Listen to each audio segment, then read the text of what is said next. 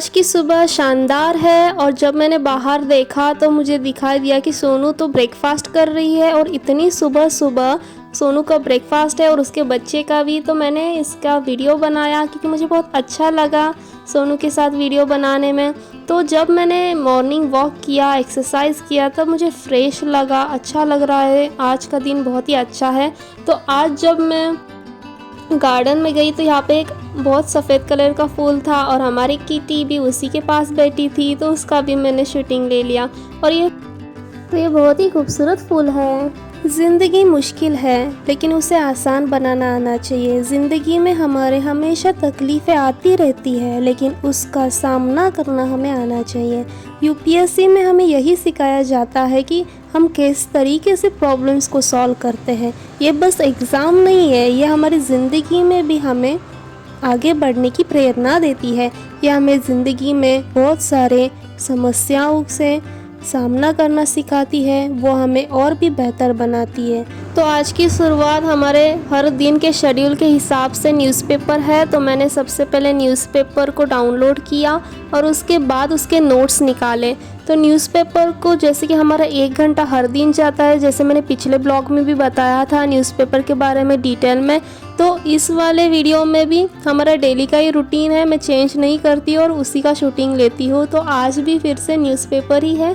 तो मुझे लगता है कि आज के न्यूज़पेपर में इम्पॉर्टेंट आएंगे क्योंकि जो एशियन गेम्स है वो चल रहे हैं। तो मुझे लगता है कि स्पोर्ट्स एरिया से इस बार यूपीएससी प्रीलियम में पूछ ही लेगा।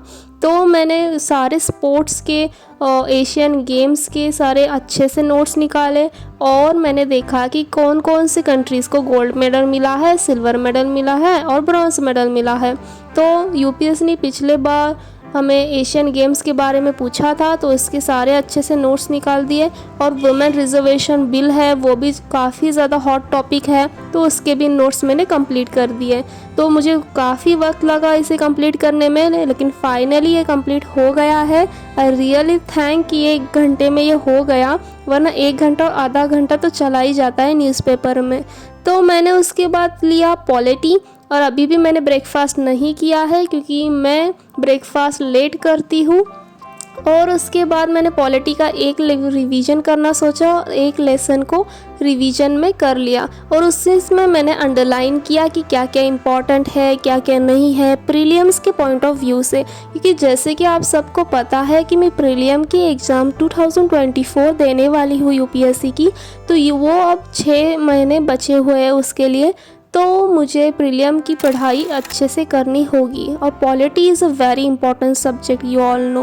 सो मैंने पॉलिटी का रिवीजन एवरीडे में रखा है, लेकिन बहुत थकान हो जाती है। तो जैसे कि हर दिन की तरह ब्रेकफास्ट के लिए डायरेक्ट खेत में से आया था, तो मैंने इसी से ब्रेकफास्ट कर लिया। उसके बाद मुझे मॉम ने थोड़ा सा काम करने को कहा, तो ये मैं धूप में उसे सुखा रही हूँ। और इस ग्राउंडनट्स को मैंने सोनू को भी दिया क्योंकि उसे ये बहुत पसंद है खाने में, तो मैंने उसे भी दिया।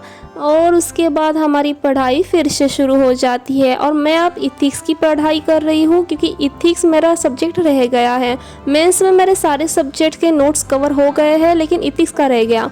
तो ऊपर के जब मेरे रूम है उसमें बहुत ज़्यादा धूप आ रही थी, इस वजह से मैं नीचे बैठ गई क्योंकि नीचे बहुत ठंडक है और मुझे अच्छा लगता है कि नीचे के फ्लोर में आके बैठने के लिए। इथिक्स का जो सिलेबस का पॉइंट है वो है इमोशनल इंटेलिजेंस, तो उसी के मैं नोट्स राइट डाउन कर रही हूँ। और इथिक्स का सब्जेक्ट कंप्लीट हो जाने के बाद मुझे कोई टेंशन नहीं है क्योंकि मेंस के सारे नोट्स हो गए और मेरा ऑप्शनल भी हो गया।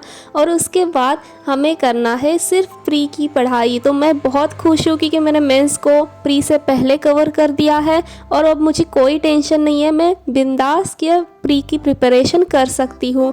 तो ये जो है मुझे इथिक्स का कवर करने में लगभग 10 दिन लगेंगे क्योंकि इथिक्स का मैंने पहले भी किया था फ़ेज़ 1 में, अब ये फ़ेज़ 2 चल रहा है। तो मेरे इथिक्स के मैक्सिमम नोट्स हो गए हैं और 10 दिन में कंप्लीट हो ही जाएगा।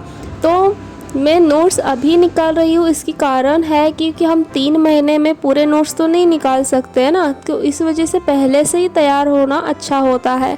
तो मैंने अपने मोबाइल में से एकेडमीज़ के नोट्स को देखा, टॉपर्स के नोट्स को देखा और उसके हिसाब से मैंने अपने नोट्स निकाले।